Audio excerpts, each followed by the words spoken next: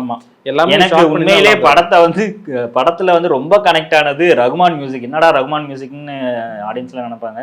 ரகுமான் மியூசிக்னா ரகுமானோட மியூசிக்லாம் அங்கங்கே வந்து அனிருத் யூஸ் பண்ணியிருக்காரு. அதெல்லாம் உண்மையிலே ரொம்ப நல்லா இருந்தது. அனிருத் ரொம்ப ட்ரை பண்ணியிருக்காரு இந்த படத்தை காப்பாற்றணும்னு சொல்லிட்டு. பட் அவராலே முடியல.